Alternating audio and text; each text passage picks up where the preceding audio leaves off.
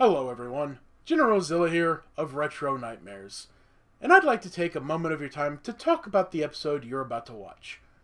In this episode, I cover the wrestling game WCW Mayhem for the Nintendo 64.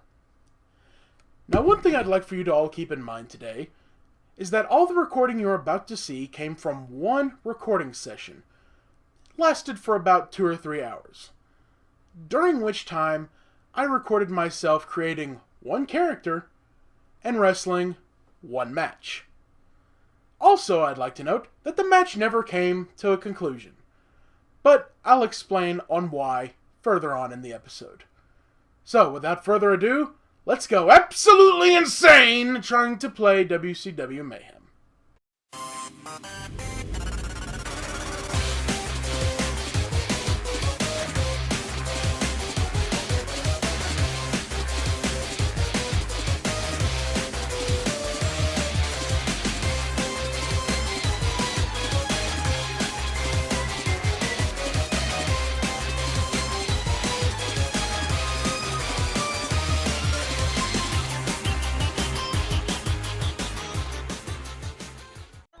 Wrestling!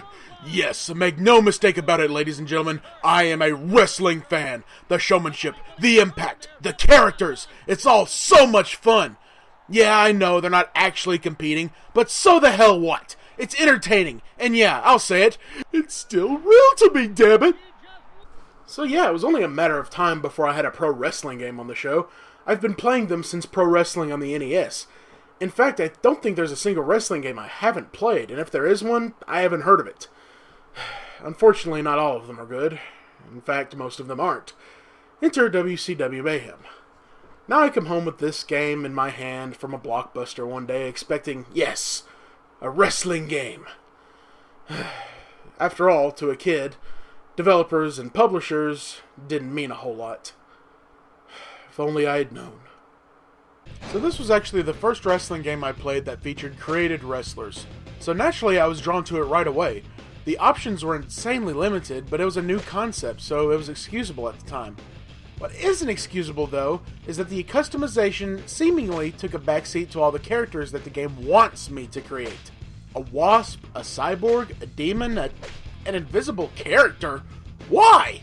That could have been a few extra options for customizing, but instead they put in blacked out pieces. Way to kill some imagination, guys. Now, I'm not upset about the inclusion of things like a wasp or cyborg or demons that you can create. I mean, if you look at wrestling in the 90s, you can find all sorts of terrible gimmicks that were just silly and out there. But in here, it just comes off as annoying. It's like they really want you to make these characters. It's like when they advertised the Create a Wrestler game, they just wanted to pressure you into making characters that they didn't want to make themselves. Welcome to WCW Mayhem, the new face of pro wrestling games, featuring an all-new Create a Wrestler mode. Immerse your imagination into the world of WCW. You can create anything: a robot, the Invisible Man, a demon, the Grid Man. Your imagination is the limit, but you should probably just stick to these guys. They're the only ones that come out looking cool. Fuck your imagination. So there's gotta be something better we can do. Let's see what kind of faces we can give them. What the fuck? What fuck? Fuck! What is this shit? Mutant? No, that's faceless. That has the inability to see, let alone wrestle. That's just terrible. Think of the promos.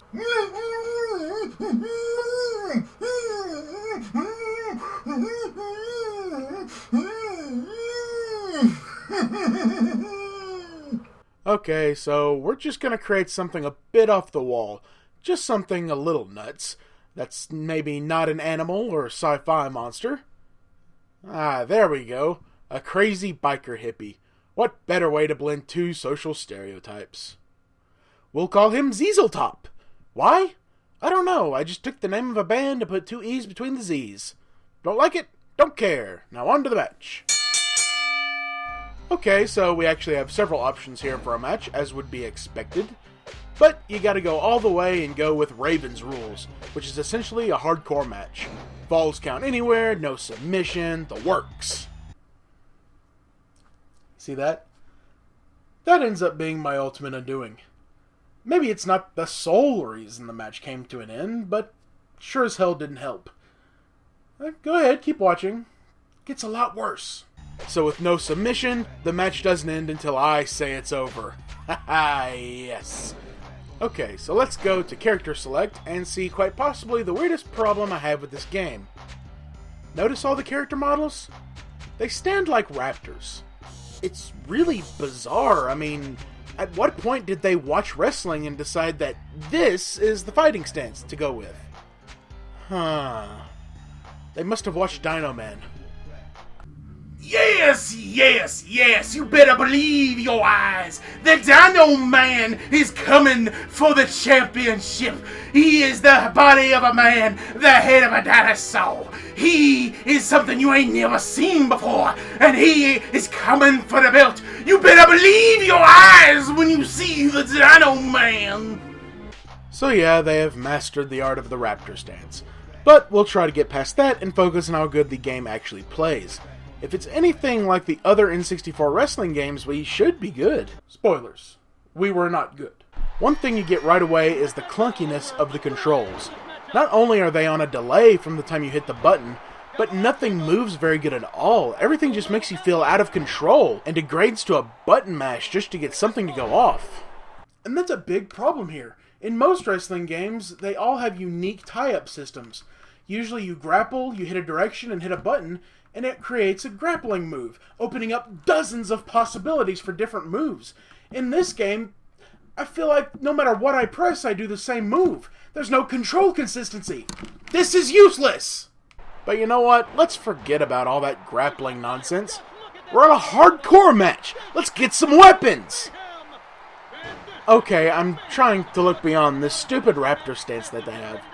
But are the character models' arms physically incapable of going below the waist? They wind up for a chair shot, and the arms stop at waist level, but the chair keeps going like it's on some sort of hinge attached to his hand. Okay, we need to start another match. I'm just going to end his suffering. What the hell? A 2 count? Alright, fine. You want to make it difficult? I can do difficult. I couldn't do difficult. So, in typical wrestling fashion, I should probably nail my finisher before going for the pin. The problem, of course, is getting my finisher to go off. Now, I hate going to the other wrestling games did this routine again, but other wrestling games allow you to build up spirit until you're ready to taunt or something, and enter a sort of adrenaline rush mode, during which time you have the ability to execute a finisher. In this game, however, your meter builds up only according to your moves. You can't taunt to get it up. And the big problem is, some moves boost the meter, others don't. Seemingly the strikes boost it, but the grapples don't do jack shit. Why would they make it so the moves that actually have impact don't boost the spirit meter? It doesn't make any sense. So what happens is you painstakingly struggle to find the right moves to get your spirit meter to go up, and then you have to struggle to get your opponent to their feet just so you can execute the finisher in the small amount of time that you're given. It's like by the time you get your opponent to their feet, your wrestler has a sudden realization that they don't want to finish them off. Yes, he's down. Now to deliver the finishing blow. What am I doing with my life? I have a master's in engineering. I'm not a wrestler. What am I doing here? Is it the money? The fame? This man has a family. And now I'm about to do a move that has resulted in everyone taking it, getting their jaw wired shut. I'm not a wrestler. I'm a monster. That was a mistake. Alright, now you're going down. What am I?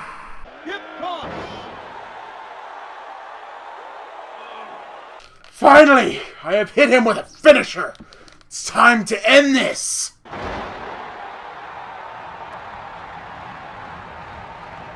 He'll try for the pin.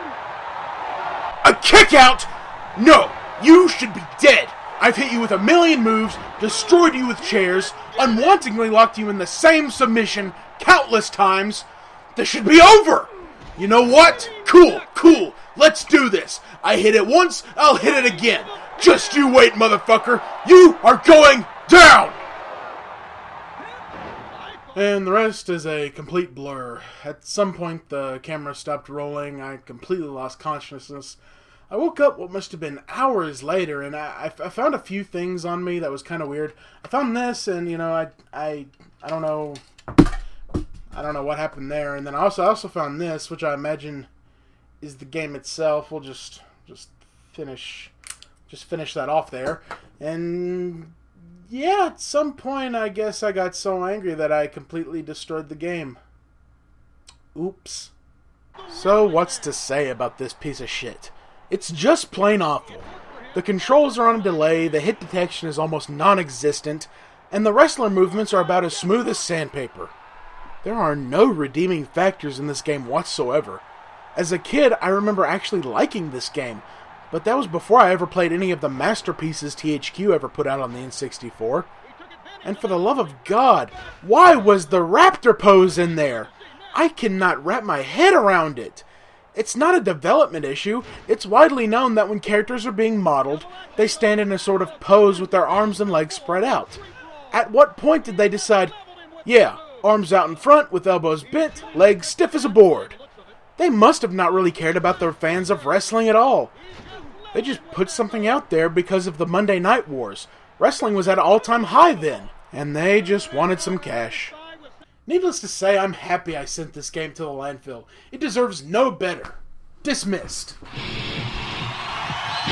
What up, Mach? Oh, yeah!